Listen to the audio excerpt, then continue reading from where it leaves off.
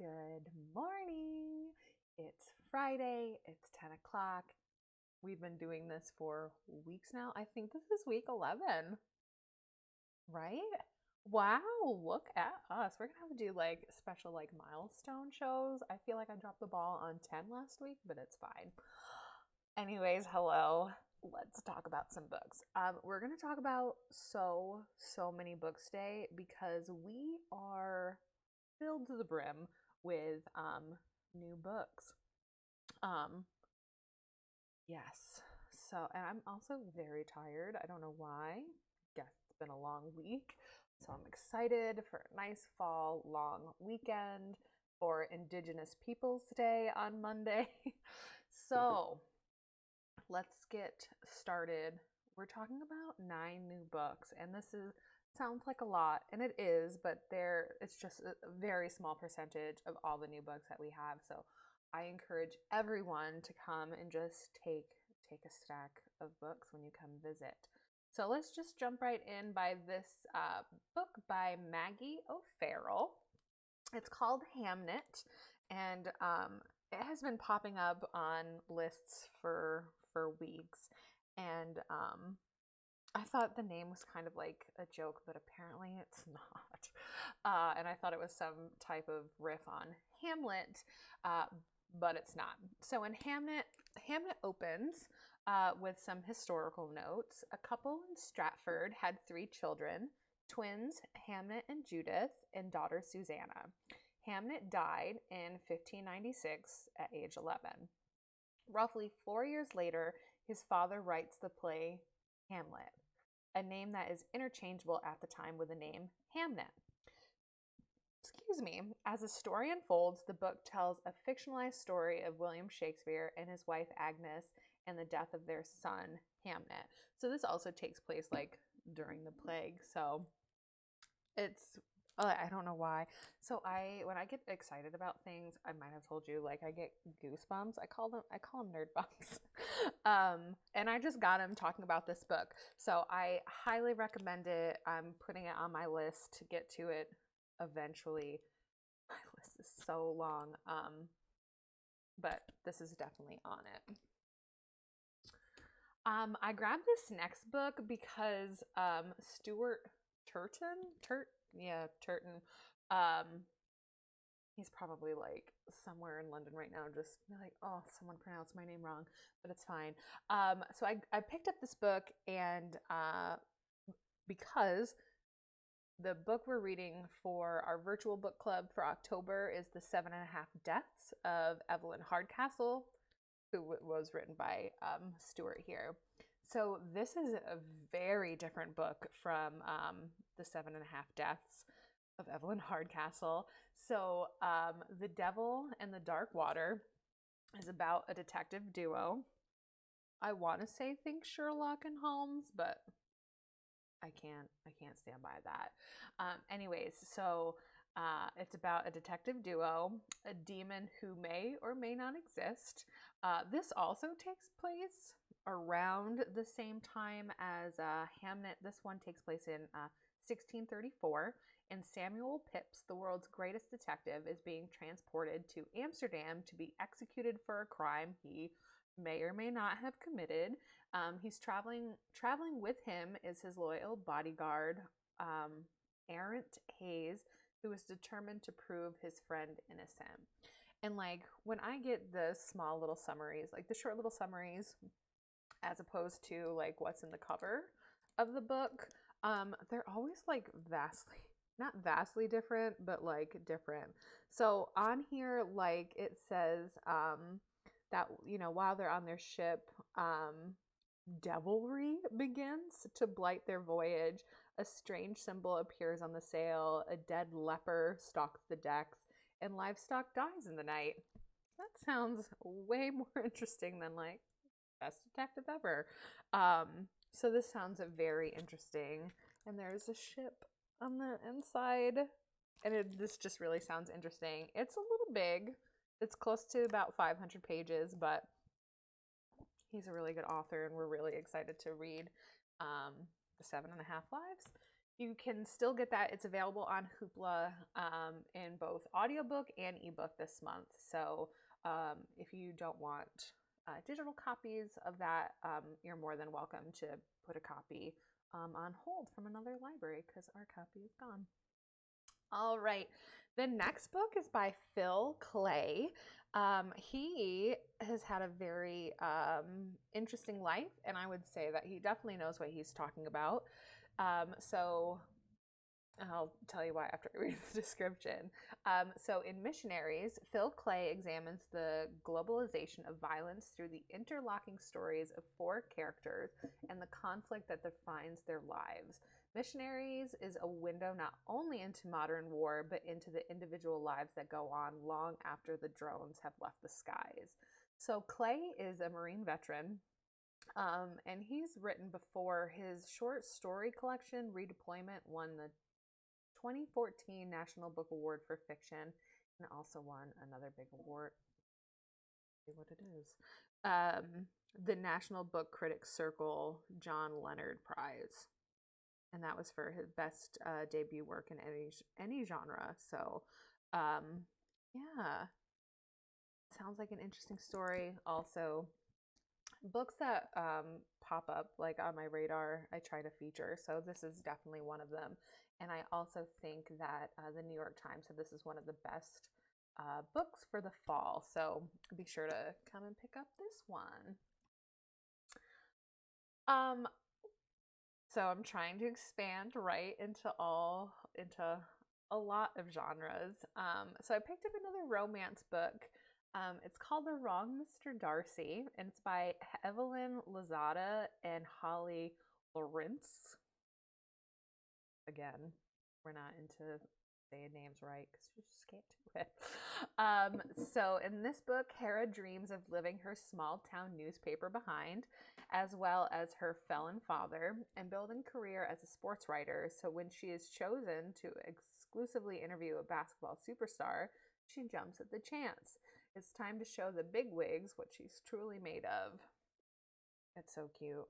And we wrap our books to protect them, but the cover felt so nice, and I'm sad that you won't be able to feel that, but it's fine because now you get to have it forever.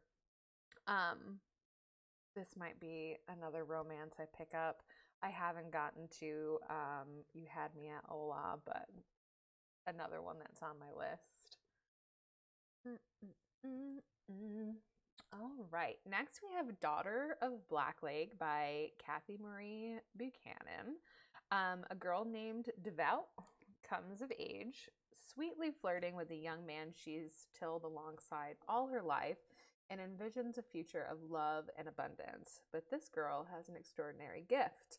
As worlds collide and peril threatens, it would be up to her to save her family and community. I really just like the cover, so I snatched it. But the first little part in the book says, in a world of pagan tradition and deeply rooted love, a girl in jeopardy must save her family and community. Basically, I just pick books that I want to read, and then we make a list of them, and then I can keep track. So the next book we got is a mystery, and I'm absolutely shocked that I was able to pull this from the shelf because mystery never stays long on the new shelf. There's always like one or no books left. So I grabbed this one before anyone else could get it. It is The Book of Lamps and Banners by Elizabeth Hand. This one's about photographer Cass Neary, who's desperate to get home, and she's already lost her camera, like losing a limb. Now her only chance is to cash in on a deal that a friend is about to cut for a legendary illuminated manuscript, The Book of Lamps and Banners. Rumored to have been rescued from the library at Alexandria, the book is said to contain ancient esoteric knowledge, even in otherworldly power. So when an intruder brazenly steals a manuscript, Cass and her ex-con lover, Quinn, must get it back, plunging headlong into a shady underworld where oh my god, I have not been able to say words at all this week. An antique bookseller, unhinged tech entrepreneurs, and brutal nationalists all converge. This sounds like quite an adventure. It reminds me a little bit of Indiana Jones, just a little bit. Also, again, I love the cover. So this is a good one. Come in and grab it before it's gone, because these never stay around. This is another book that I'm excited to talk about. It's The Invisible Life of Addie LaRue, and this is by V.E. Schwab. Very excited for this book. So it's France 1714. I love that we're traveling way back in a lot of these books this week. Right, so it's France 1714. In a moment of desperation, a young woman makes a Faustian bargain to live forever and is cursed to be forgotten by everyone she meets. Thus begins the extraordinary life of Addie LaRue, and a dazzling adventure that will play out across centuries and continents, across history and art, as a young woman learns how far she will go to leave her mark on the world. But everything changes when, after nearly 300 years, Addie stumbles across a young man in a hidden bookstore, and he remembers her name. The bubs are back. Oh, it sounds so interesting. Again, on many lists. And it looks like it kind of jumps around in dates. Yeah, so mid 2000s now, like 2014 and 2015.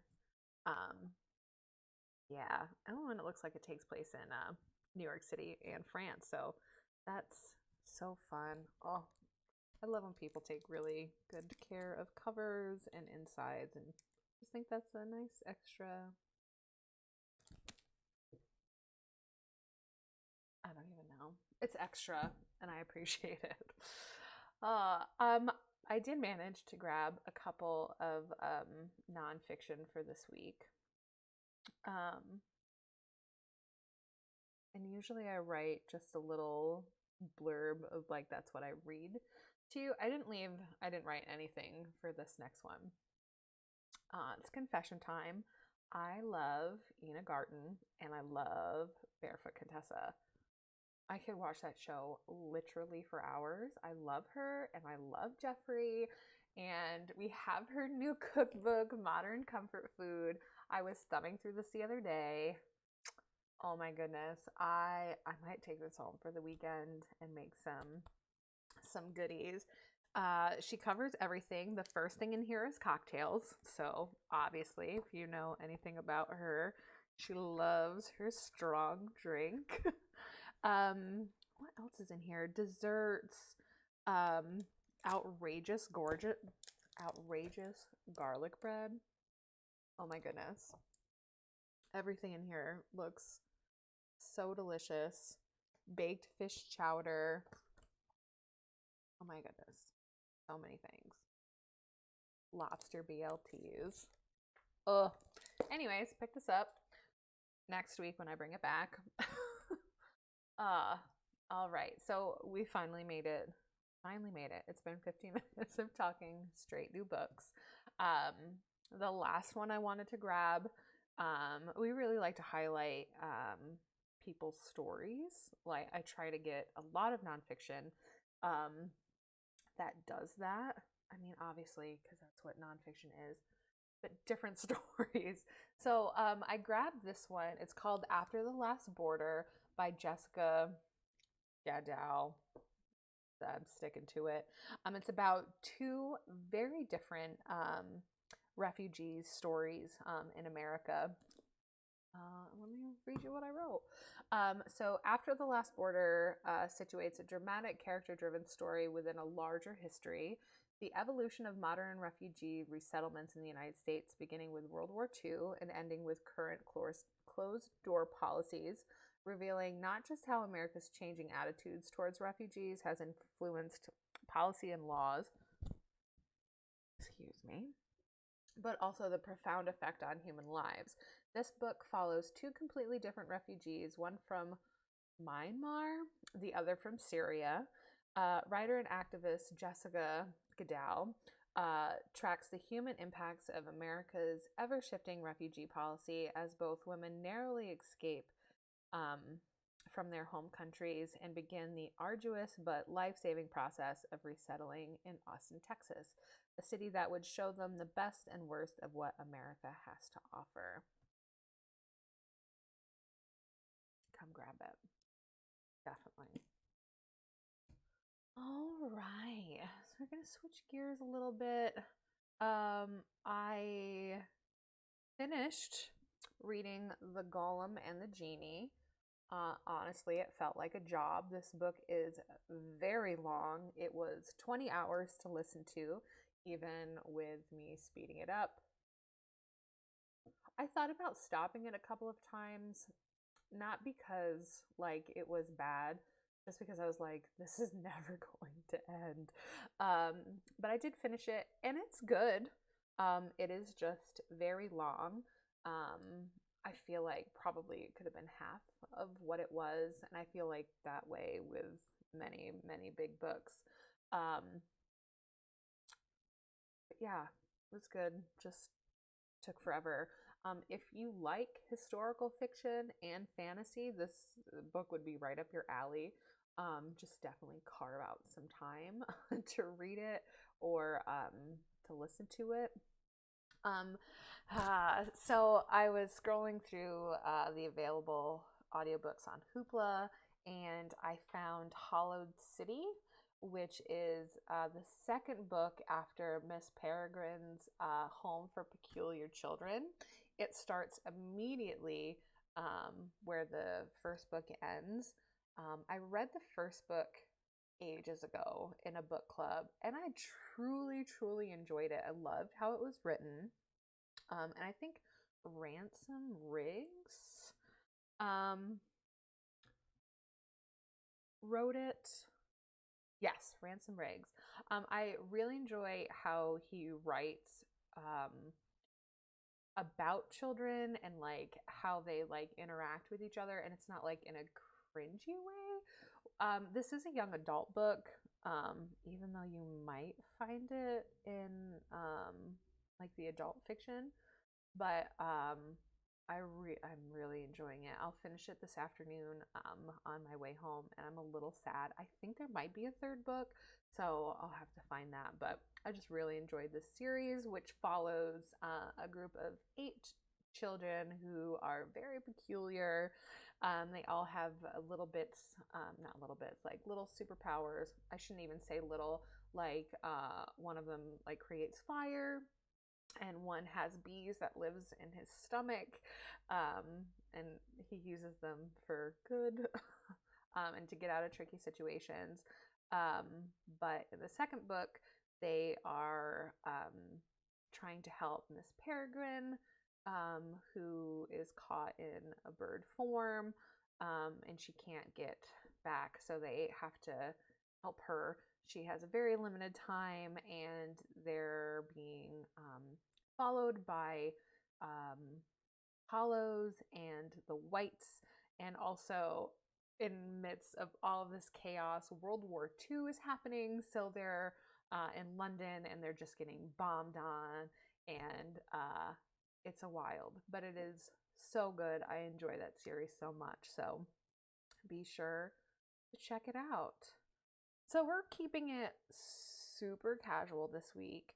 And we're going to have Jen back on because I just love talking to Jen about books. So that's what we're going to do. We've already interviewed her, but now we're just going to have a very casual conversation just about more books that we've loved. And we'll see where that conversation goes. Might get a little wild. I'm just kidding. It's Friday. Everybody's tired. So, Jen, thank you for coming back on, saving the show instead of me just blah blah, blah talking. How are you? To help. You're here, always here. How are you and Bridget? I don't know what I'd do without you. Cry a lot. Did you say cry a lot or probably a lot? No, okay. Cry a lot. That is 100% true. just weep in my office. Mm. First, before we start talking about books, we want to talk about your books. And by that, I mean we want to talk more about NaNoWriMo. Well, that's And still talking about books. that is book, yep.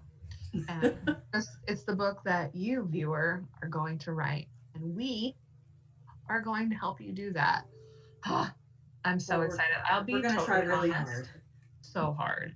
Um, I'm going to be honest. I have not had a moment of time to do any prep work. My goal this weekend, because Nick will be working, it's a holiday weekend.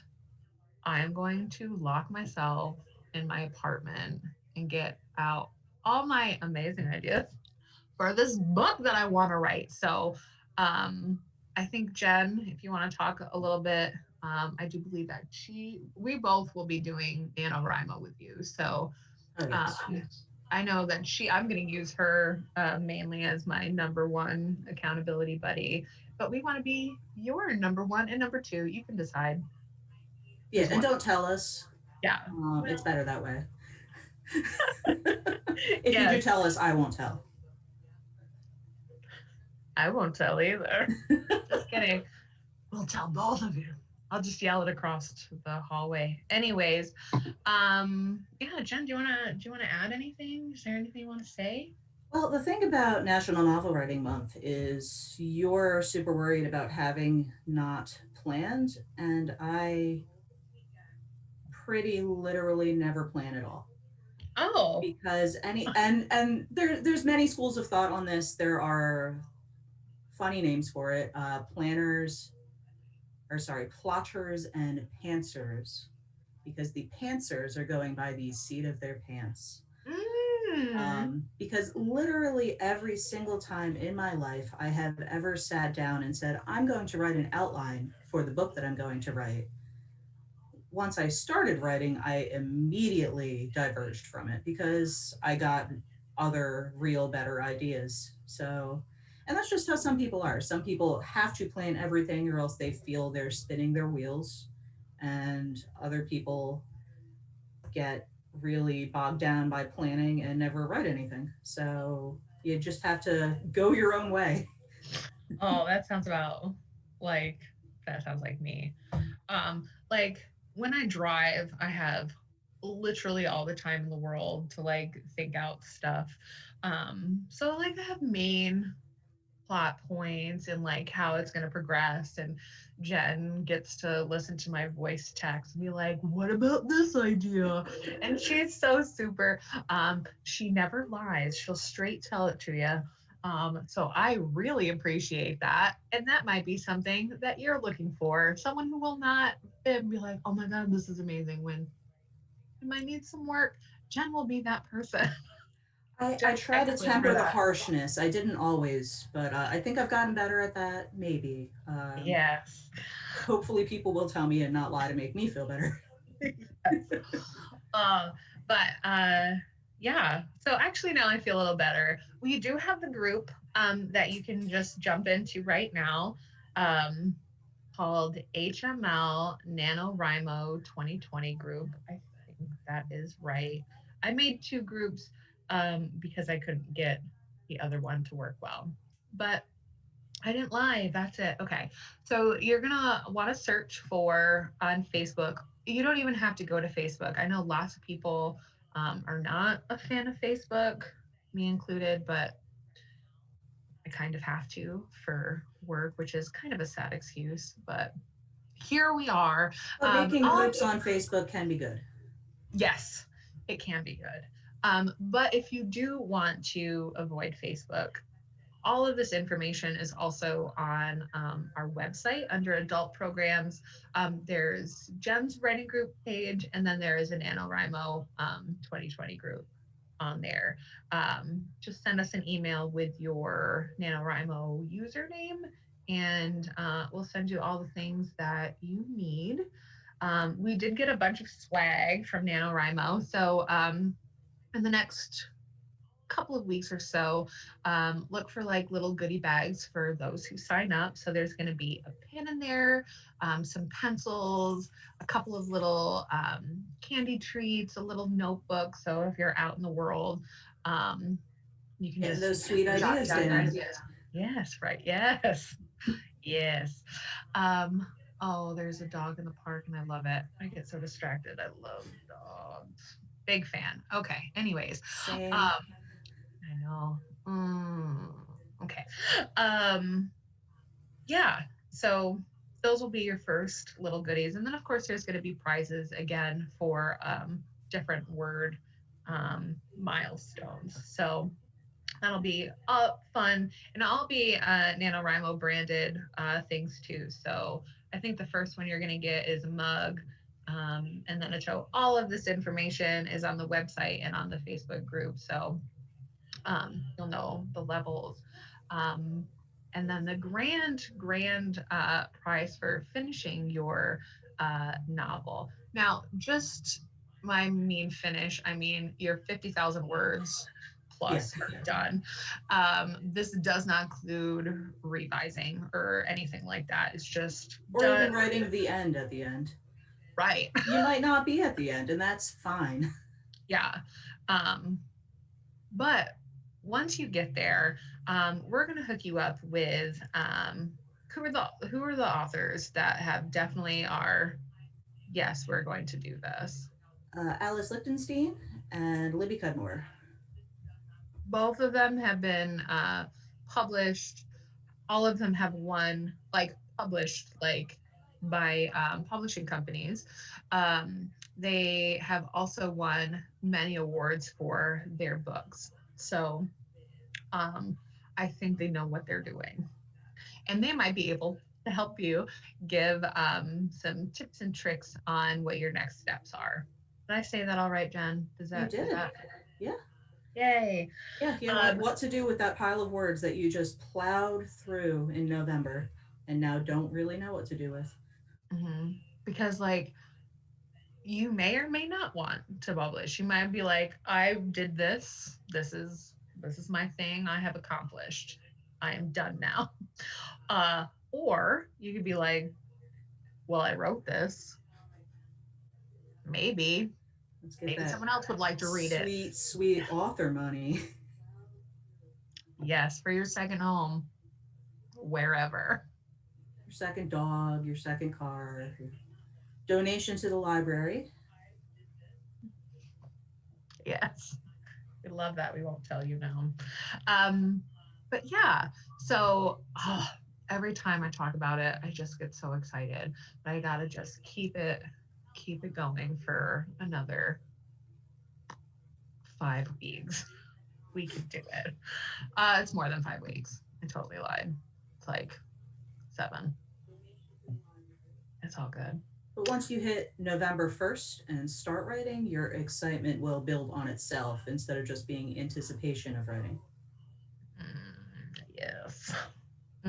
So maybe all the prep that you need for this month is, what do I want to write about?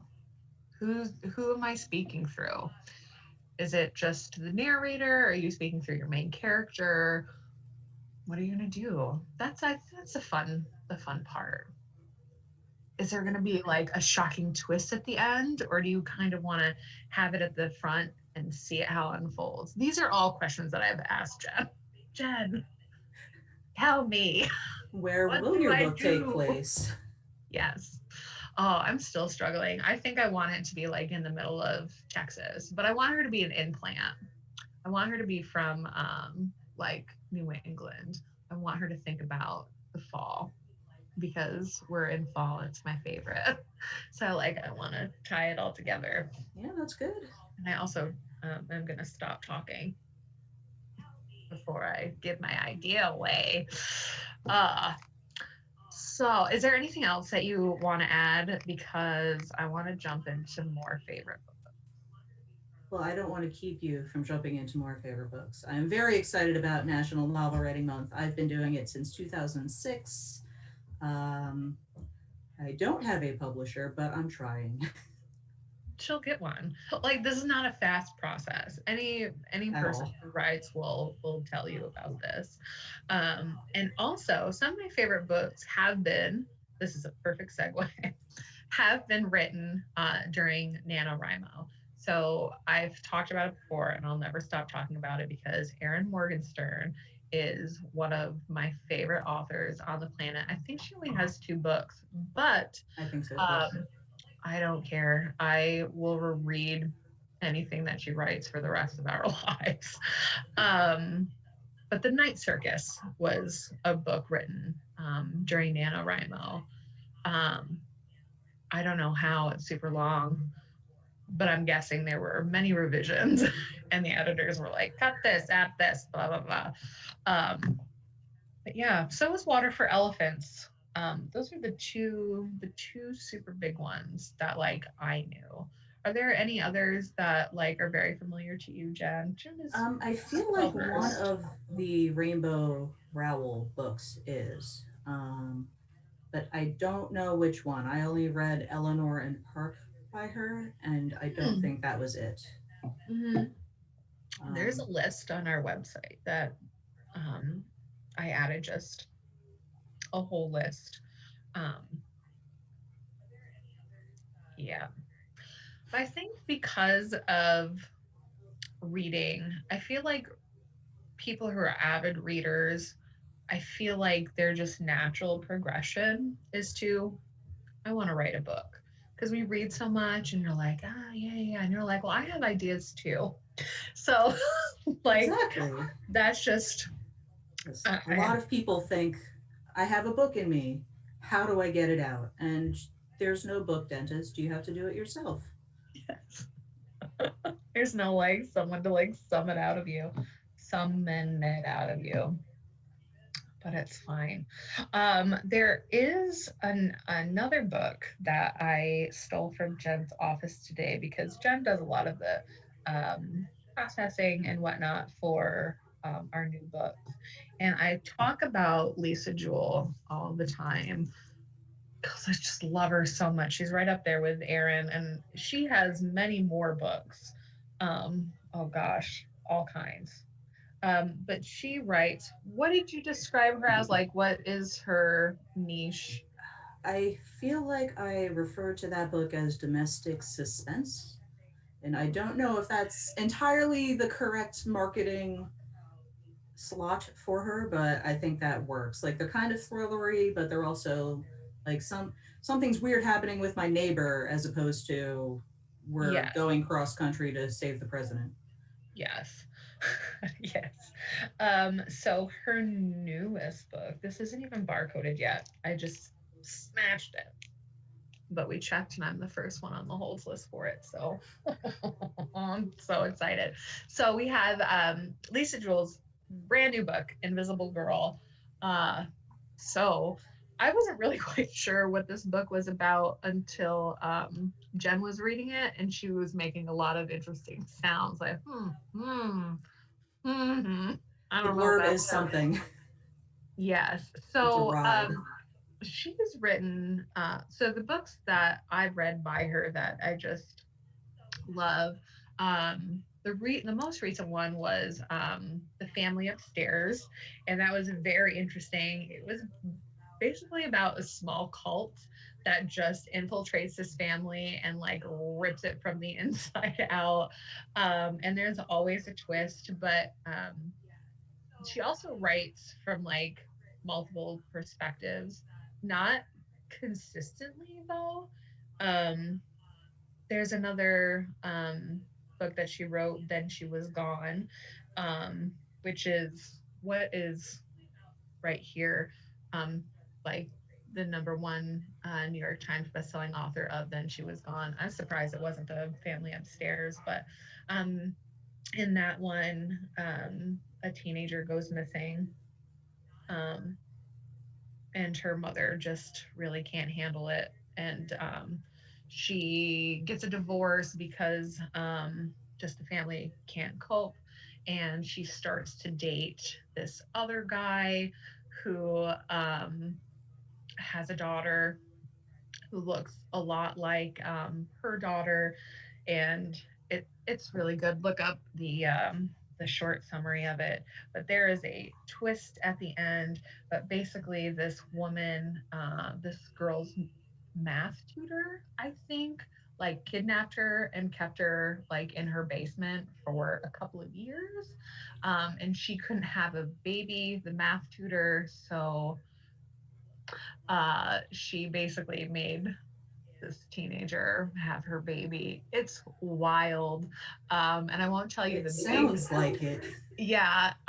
Surprisingly, that's not the big twist in I the was book. gonna say, why are you spoiling all of these twists? No, that's not the big twist. Like, no, that's the first Um, 60 pages.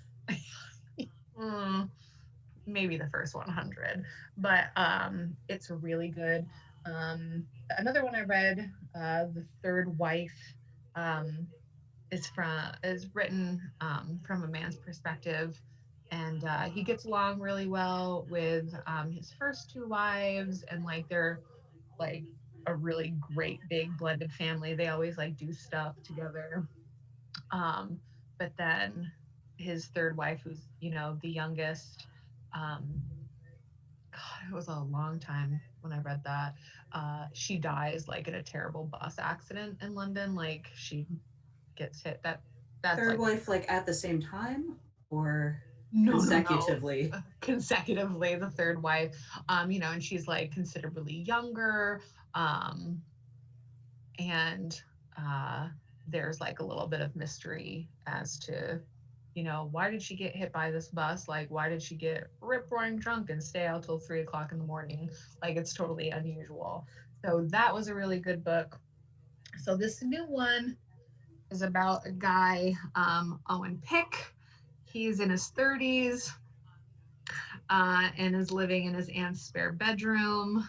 And he gets fired from his job after accusations of sexual misconduct, which he strongly denies. But in this, he moves across the street um, from the Fours family, where Kate is a physiotherapist and her husband is a child psychologist, and I think their daughter, um no, a patient of Rowan, the dad, um gets goes missing, and Owen is the last person to see her. So chaos ensues and mystery, and oh my god, I'm gonna beg Emily to barcode this today so I can take it home and get it started. I cannot wait. I'm so excited. I also forgot, because Bridget always asks me what I'm reading. And just right offhand, I forgot to mention I grabbed off the shelves The Only Good Indians. Jen, did you hear anything about that book? I've heard things about it, especially on book Twitter. People have been very enthusiastic about that. I have Mm, not read it yet because, God forbid, I read a current book. But I've heard good things about it, and I think it's a little bit horror, isn't it? it is. So Yeah. those are the elements people were very, very into Yes. that I saw discussed. Yeah. I'm going to try to. I'm stuck because I have wanted to read that book for so long, and because I love Lisa so much, like I am so conflicted. So this might just be a power reading weekend where I'm like, no one talk to me. I Just have to fire do it up the on my. coffee pot and Yes. plow Oh, through the books. get so cozy, get a nice Cuddle the dog. blanket. Baby. Yes. So I think that's what I'm gonna do. Oh, I don't. I'm gonna have to like set timers. 1 hour, read this book. Okay, read. This is the kind of problems that I have. Well, and then you have to plan your novel too. Oh, good thing we have 3 days. Yes. So good. Oh, yes. The problem is my biggest problem out of everything. It's too many books to read and not enough time. There are lots of books to read. More coming out almost every day. So Jen told me a couple of weeks ago that publishers release just in 1 week. What was that number, Jen? Do you remember from a couple of weeks ago? Oh, I don't remember. It was scandalous and huge. It was Uh, 600 in one day, or in really in September. 1 week. Yeah. 600 books were, that's, go away. Yeah. That's insane. Because not only did publishing slow down this year, thanks pandemic, and many books got pushed to 2021 in the way that many movies have been pushed, but also in some ways there's been a, I don't want to say book shortage, but presses have really pushed getting a bajillion copies of Obama's newest book out. So that kind of shoved a lot of other people to the side as well. Mm-hmm. Because Obama's book didn't get pushed. Nope. November 12th, I think that book comes out. Also, I read, what Thanks, is one of his, Obama. thanks, Obama. I'm excited to read it. It is a chunk. I think I It saw that it's like is. 800 pages. And it's on its way. As soon as they release the date, we put it basically in our shopping cart for us to get it. Yeah, So, we pre order many books here and then hope that they arrive near their publication date. yes, that did happen the other day. It did. On the 6th, that was very exciting. We had a nice big chunk of books on the day On that their they book birthdays. Yay, so fun. I had more to say about that. What is a big book award that has been delayed? Did you hear about this?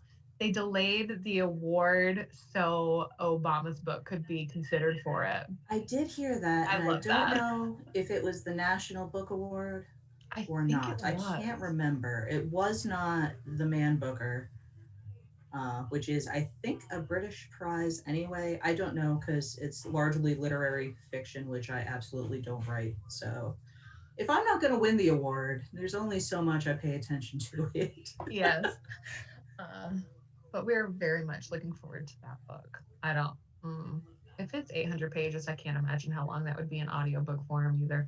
We'll get to it eventually, but it is coming. So for people who want to read that, go put your hold on it. I Yes. imagine we'll probably have to get 2 copies. Yes, which we do based on holds numbers. So you heard it here, if nowhere else. Yeah. Yes. If you really like a book, we're probably going to buy another copy of it We're so you telling can read it sooner. library secrets here. I love library secrets, but they're like, I don't even think them as secrets anymore because I know them now. So I'm like, am I supposed to say that? No? Okay. It's not a real secret. I know. Oh, I think that's really much it. I just wanted to talk about Lisa and Aaron, my book friends that I read Your book about. friends. Yes. Yes. Oh wow. It's 10:40. It's 10:45 already Well, we about did that. well. We did do well. Basically, we just want you to write with us, and that's it. Come right with us. Let us give you things. Yes. Physical things in addition to support. Yes. Yes.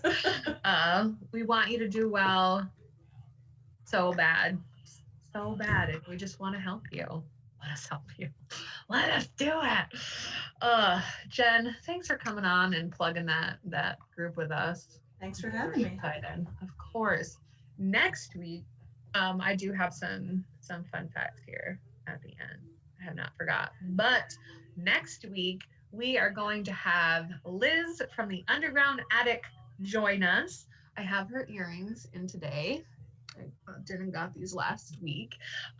She is wonderful. I actually met her through the library. She helped with the Down Abbey tea. She gave us a lot of props, so that could be a super fun program. And I just love her to death. She's so sweet. And she has one of the best stores in Oneonta. So be sure to pop on. I'm very excited about her quiz because she sells vintage stuff. I thought it would be fun to talk about a vintage book. So her quiz is going to be, who said it, Jay Gatsby or Jay-Z? That's perfect. I can't wait. I'm so excited. So, yeah, pop on next week for someone who is not in the library. If you're interested in other people than us. But we're kind of fun though, too. Members of the community. Yes, just reaching out. All right. Let me add my. There's not a lot of things that happened this week in history, At all? except the American Library Association, which was founded October 6th, in 1876. I had Wow. no idea. And it was founded in Philadelphia, and 103 librarians attended the Sentinel Exposition. That's kind of fun. Yeah. Also, tomorrow is Nora Roberts' birthday. She will be 70. I hope she doesn't hear this and Wow. be like, you shut your mouth. um, Also, obviously, Nora Roberts writes so many books. She has a new book coming out next month, late next month. And it's called The Awakening, and it's going to be the first book in the Dragonheart Legacy series. So that's kind of fun. Other than that, this week is kind of boring Nora for Roberts other has things. many series. She does. Ooh, one last plug. You have the weekend to read some more challenged or banned books for our banned book reading challenge that we're doing. Let me give you prizes, people. Just read some banned books, comic books, listen to an audiobook. It all counts. We want to give you a $25 gift card to our friends at the Green Toad. So just read. There's still time. You have until Tuesday because of the holiday. I don't want to work a little bit on Monday. So do it, Read. friends. It'll be Get fun. prizes. Read, and get some free stuff. We love it. All right.